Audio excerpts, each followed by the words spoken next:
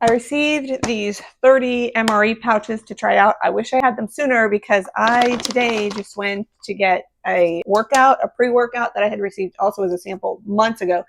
And I opened up and tried it and I was going to put it away and use it later. But I live in a humid climate. So when I opened it up today to start using this one, because I had another one I was finishing up, this is what I had. It is no longer usable.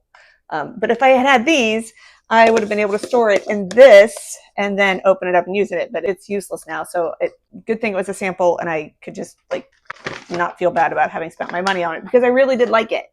Anyways, these MRE pouches they are airtight, moisture proof in my humidity ridden climate, light blocking, food grade, BPA free, and withstand boiling water. So these can be used great for storing your dry goods. So like your rice, which I'm going to put rice in it now.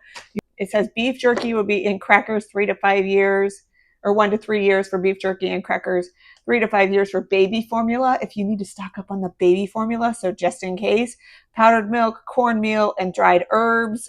5 years granola, quinoa, rye, and unbleached flour. I buy a lot of flour at a time because I do sourdough. So sometimes I would maybe like to be able to store them and put some of it away. And that's for 5 to 10 years for those things. 1 to 20 years for black beans, dried chickpeas, kind of cocoa powder, butter, margarine powder. I didn't even know that was a thing. White flour.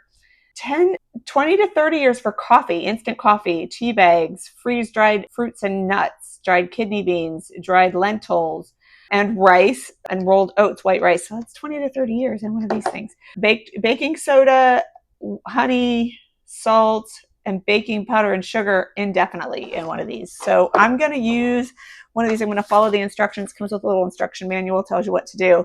So I'm going to do that with the rice.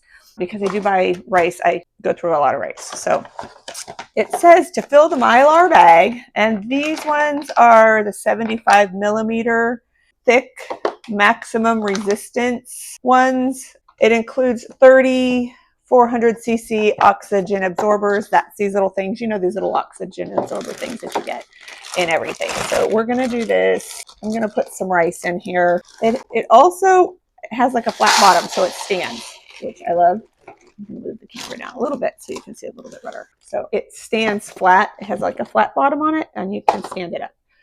So there we go. I'm going to pour the rice into here. It says to leave some room at the top. It also comes with, because it's opaque, you can't see it. It comes with labels so you can write what's in here on the bag. And this is a zipper bag right here. You can use a food sealer if you have one.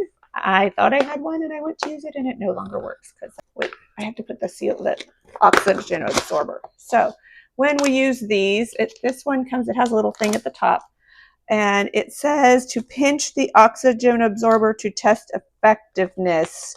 If it's fairly soft, it is in working condition. If it's hard, it should be discarded. So I'm pinching it and it is fairly soft. It is not hard. So I'm going to put that down in there to absorb oxygen and moisture, I guess. I don't know.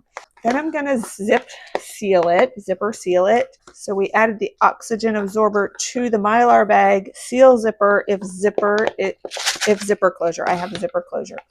Then I'm going to heat it along the opening above the zipper with an impulse sealer, hair straightener, or clothing iron. So you can use your iron.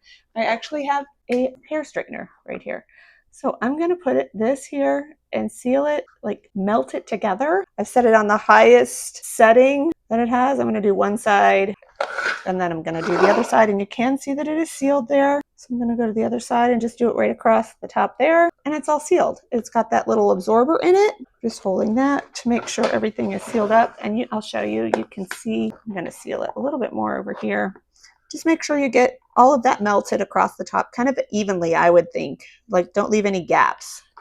And get that sealed up. And then it also has, I noticed, a notch to the side so you can open it. There's a notch right there. Can you see the little notch? And that's where you would open it up.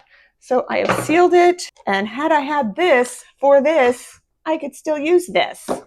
So then I can write on my little label there, I can put white rice or brown rice or quinoa or whatever, and this can just sit in my pantry until I'm ready to use this bit of it. I think that's pretty cool. I think this is going to save me a lot of food waste. I know it would have saved me the food waste on this if I had it sooner, or if I had, well, yeah, I just got these in and I've had this for a couple of months. So humidity will ruin things where I live. Check this out for yourself. If you want some easy way to stop your food waste, some of your dry food waste, keep critters that you don't want in your food waste and humidity out, because yeah, you can have things that are drawn to your dry goods and you don't want that. So check it out for yourself. I think these are a great addition to my pantry.